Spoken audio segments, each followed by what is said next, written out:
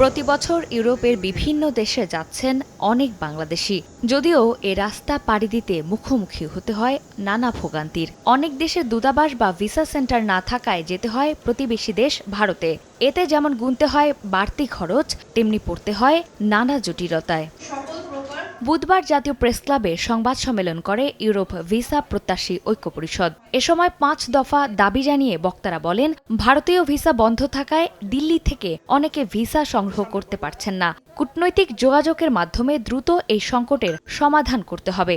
Indian embassy এখনের যে কার্যক্রম, এটা কিন্তু খুবই সীমিত কার্যক্রম। তারা যে ভিসা ফাইলটা জমা দিবে সেটাও কিন্তু মিস করছে, টাকা নষ্ট করার পরেও।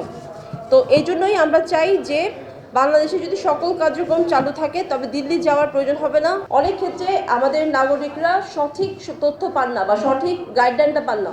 যদি বাংলাদেশে সেটা থাকে তাহলে সেটা তাদের জন্য অনেক সহজ হয়ে যাবে। সংবাদ সম্মেলনে বাংলাদেশে ইউরোপের দেশগুলোর কনসুলেট, দূতাবাস ও ভিসা সেন্টার কার্যক্রম দ্রুত চালুর আহ্বান জানান বক্তারা। আমাদের মাননীয় প্রধান উপদেষ্টা একটা ইন্টারন্যাশনালি ইউরোপীয় সরকারগুলোর কাছে একটা গ্রহণযোগ্যতা আছে। তো উনি যদি আন্তরিক হন, আমাদের কষ্টগুলো যদি বোঝেন, এম্বাসি চালু করাটা হয়তো অনেক কঠিন বিষয়, কিন্তু আমরা জানি যে কনসুলেট চালু করা কিন্তু একটা ছোট্ট ফ্ল্যাটের মধ্যে তার কনসুলেট চালু করেন।